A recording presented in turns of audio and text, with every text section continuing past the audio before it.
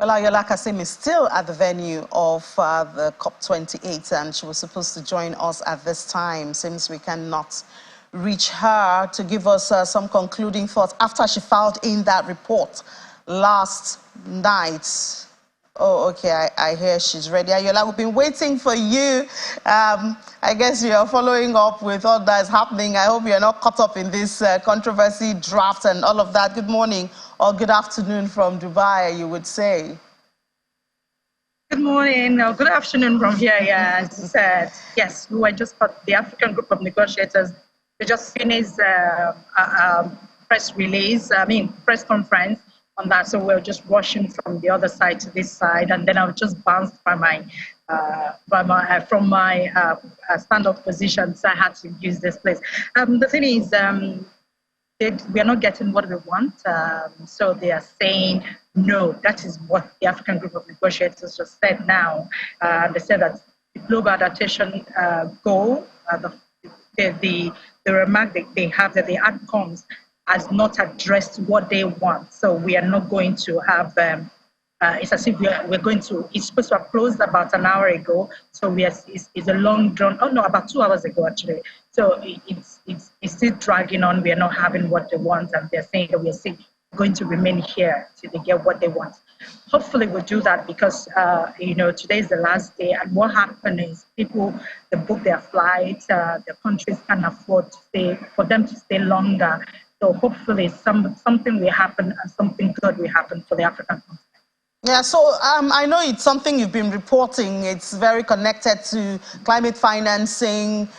You have about how much already in the fund. Accessing it is one thing. So what exactly do they want? And what are the options available? As you noted, the conference ends today. People have their itinerary, their logistics, their hotel, their transportation, tickets, and all of that. So something obviously has to happen. What are the options available, and what exactly do they want to see if they have to be happy at the close of this event? I just want money. The bottom line is money is what you are talking about every day here on Business Incorporated. I mean, business. They just need money. So far, we've had about $3.9 billion committed. Everything at the COP28. So we've had that, and then more people are saying that, we're going to commit. But the problem is there's something called adaptation fund and then the mitigation fund. So what they're saying is stop dividing the money. Let there be a separate fund for adaptation.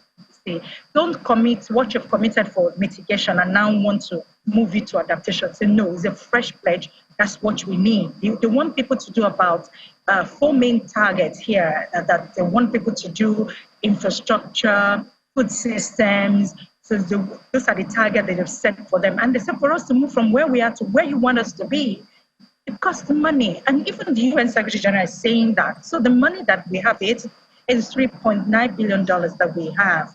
Yes, it's $3.9 billion that people are committing that they've raised so far. They're saying it's not for adaptation.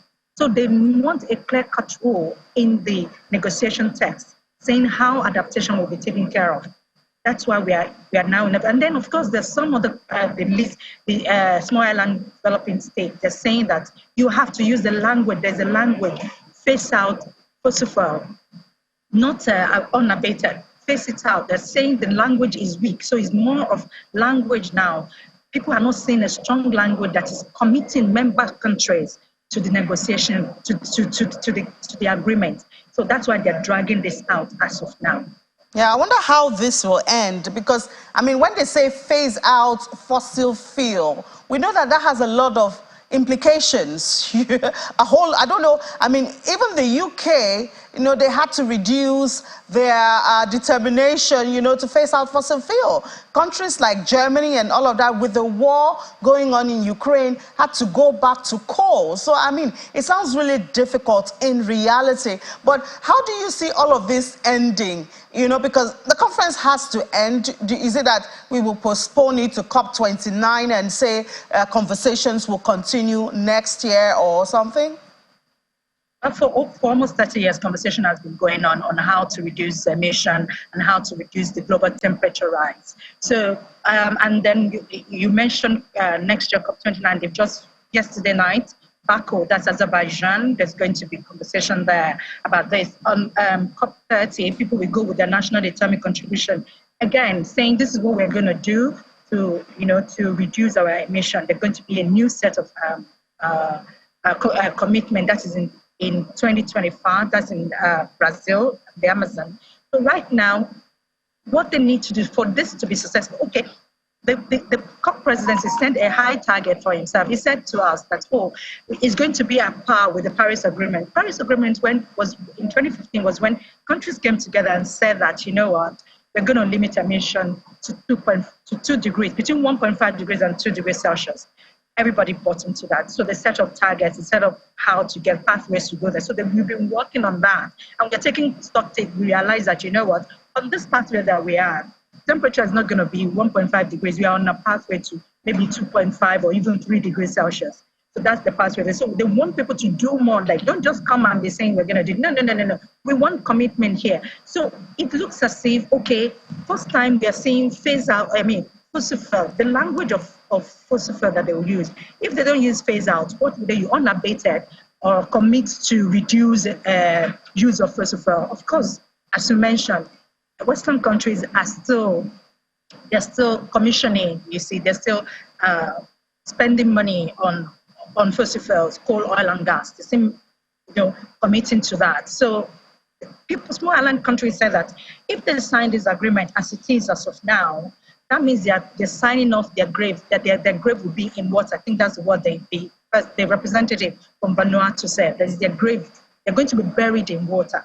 So the thing is, as the temperature is rising, the low-lying countries, they're going to suffer the most out of this. Even in Nigeria, we're talking about floods and all that. Even in Dubai here, a few weeks before we came here, there were floods. So that's what's going to happen. They need to see the language that says that, a firm language, not like we will or they are urging people. They said they want something that shall. When you say shall, everybody's excited, like, oh yes, that means they are committing to it, but they are urging, that means you are begging them some ways to please do what is right. And they don't want things that we've been begging them since Kyoto Protocol, since Paris Agreement, we've been begging them. And the pathway that we are on now is not sustainable for most countries. Some countries are going to be buried before the end of this century. By mid-century, they're even saying they're going to be buried underwater. So they want strong language in the text. All right. That's what we're saying. All right, Ayola, strong languages, a battle of languages now, but no. Anyway, I know there are so many things. There was also the one about Greek, but I believe you're going to capture all of that in your next episode of Earth File. So I guess we should ask our viewers, please watch out for Earth File. Ayola has a lot of information, especially from COP28 as she returns to Nigeria shortly.